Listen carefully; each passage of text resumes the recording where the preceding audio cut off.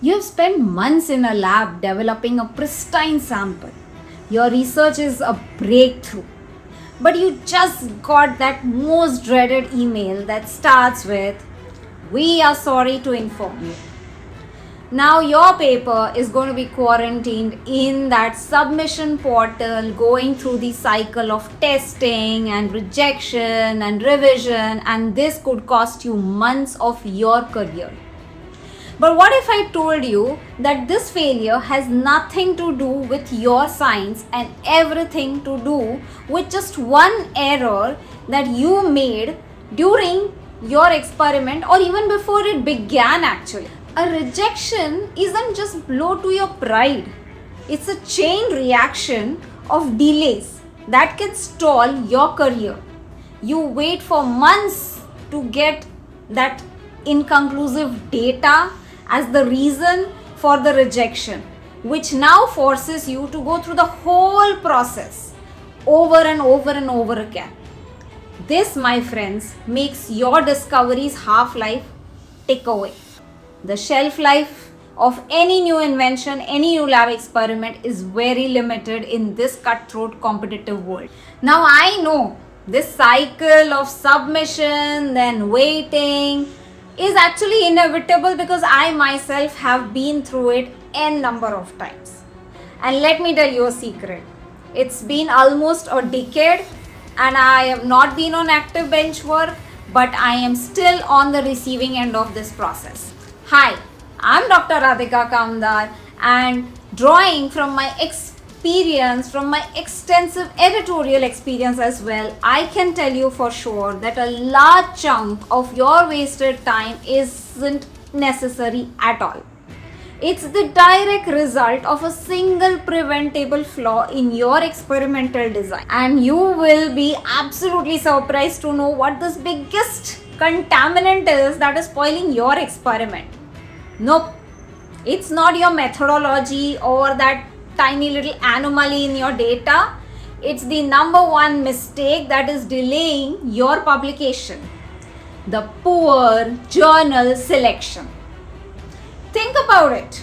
Would you use an oximeter to measure temperature change? Whether it's in the lab or at home? No, right? That would mean that you're sending a perfect sample to a wrong instrument. What do you expect out of it? Negation, rejection, right?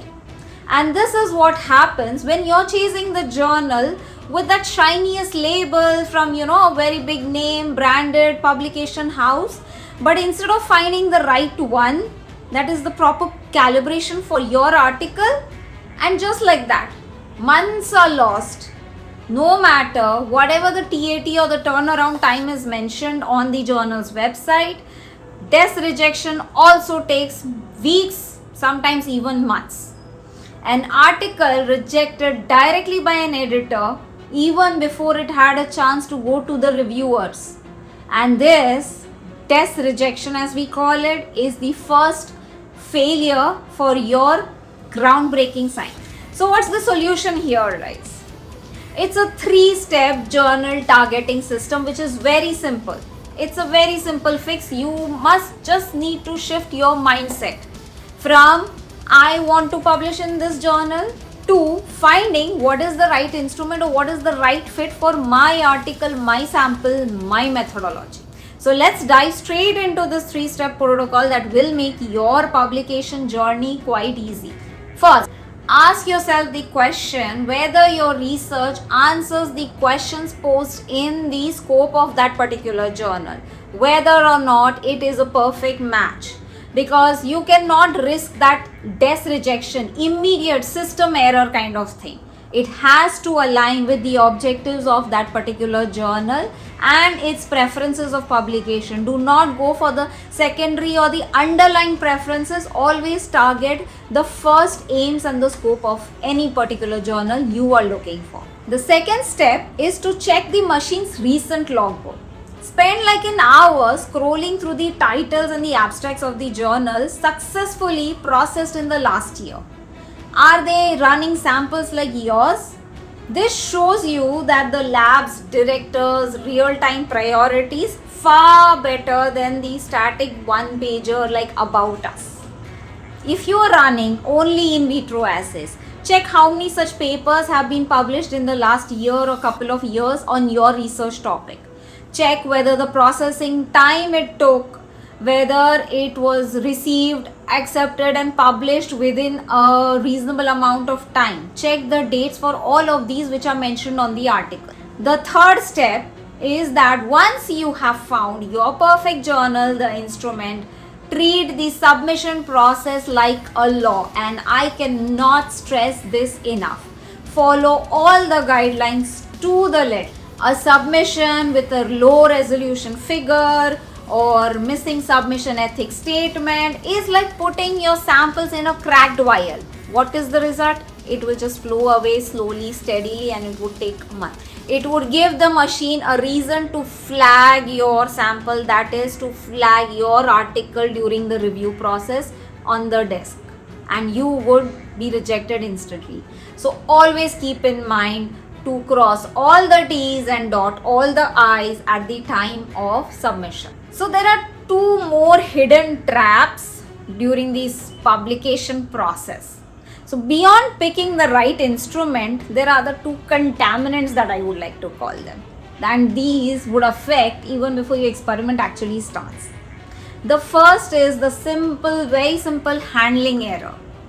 When your paper gets bounced simply because you didn't follow the journal guidelines, that is the sample preparation protocol, that is a bummer, isn't it? So read through all the requirements of the data, supplemental data, all the personal information, grant information, lab information, institute information, anything that is required by the journals about the author, about the study.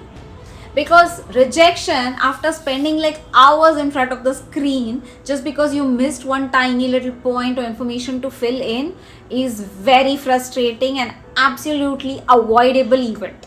The second trap is an uninspired dry cover letter. The cover letter is actually a chance to shine, to portray yourself and to promote your research. You have to pitch them that your sample is a must run. A generic cover letter copy pasted from your previous articles or other studies does not really cut it out. The basic template is to have like a 50 to 100 word summary of your study without giving explicit data related details and highlighting why that study is a perfect fit according to the scope of the journal in another 30-40 words max. So your research deserves a proper analysis. Following these steps will prevent you from being stuck in a quarantine process and help you get published and avoid desk rejection. So it's time to stop playing roulette with your samples and follow this scientific approach for journal targeting.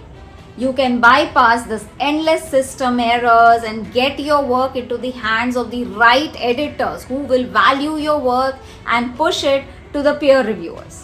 If you want to make sure your submission is flawless for your next article, drop me a comment in the box below and I will help you put together a comprehensive operations procedure for a pre-submission checklist.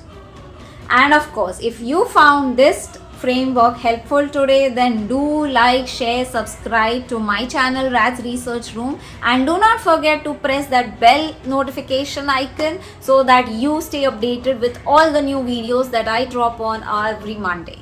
Until then, keep writing, keep publishing, because your brilliant work needs to be published.